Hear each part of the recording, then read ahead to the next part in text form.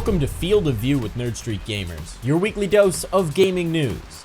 I'm Darf Mike, coming to you live from the streets of Night City, and we all know what's on everyone's minds this week, so let's not beat around the cyber bush and let's get into the news.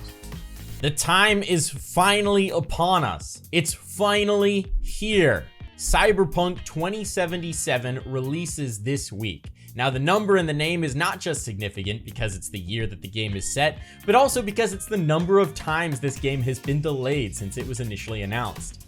This has been in the works for a long time, folks. It's become something of the holy grail for gamers, our El Dorado, the promised land of the perfect RPG.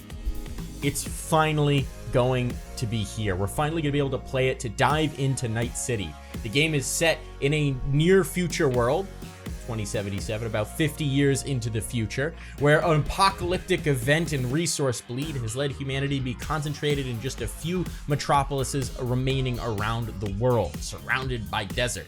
Now, Night City is one such city, and it's where you find yourself. Metropolis, utopia, still focused with all the people inside, all the technology, art, culture, beating and bustling, and crime underlying it all. You play the role of a mercenary, coming from one of a variety of different backgrounds and choosing your own path through.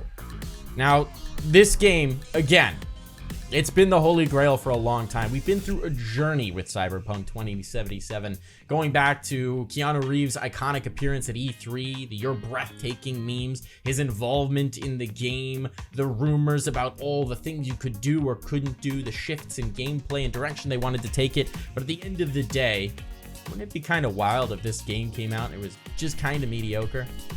Like, we've been waiting for years. It's okay. No, it should be amazing. The game should be incredible. Everything we've seen so far has been tantalizing, jaw-dropping, breathtaking. And now, on December the 10th, we'll all finally get a chance to check it out, to dive into the world of Cyberpunk and see if it's all it's been cracked up to be. Keeping with that Cyberpunk theme and bringing a little bit of the Cyberpunk magic back to today, fashion brand Balenciaga have used a video game to debut their 2021 lineup of clothes.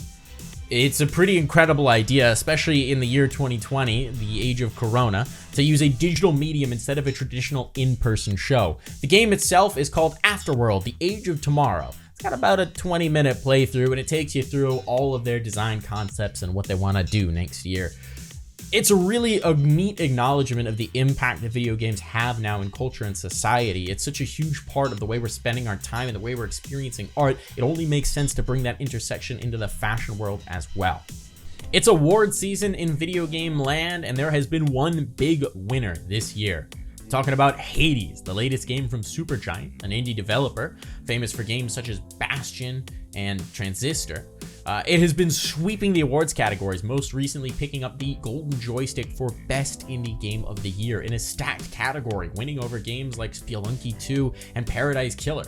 It's an incredible game with a beautiful, unique art style and a vivid take on Greek mythology. If you haven't played it yet, you play as Zagreus, the child of Hades, attempting to escape from hell. And as you battle your way out, it is a roguelike, so every time you die, that run is over. You start over again, and it's just a little bit different, unique, procedurally generated each time you battle through. It's a crazy good game, and it is absolutely deserving of every award it will be picking up this season. Taking the news in a slightly more technical direction, according to a report from the Entertainment Software Association, or ESA, the video games industry contributed $90 billion to the US economy in 2020. $90 billion, as well as supporting 429,000 jobs and contributing $12.6 billion in state, local, and federal tax revenue as well. Those are eye-popping numbers, but they just serve to show how far the video game industry has come and how much further it can go. It's become a critical piece of entertainment and culture and a key piece of the US economy. That's it for us this week on Field of View with Nerd Street Gamer, your weekly dose of gaming news. Now, if you'll excuse me, Night City is calling, and I want to see what kind of a mod I can replace my arm with. I'm thinking one that shoots lasers.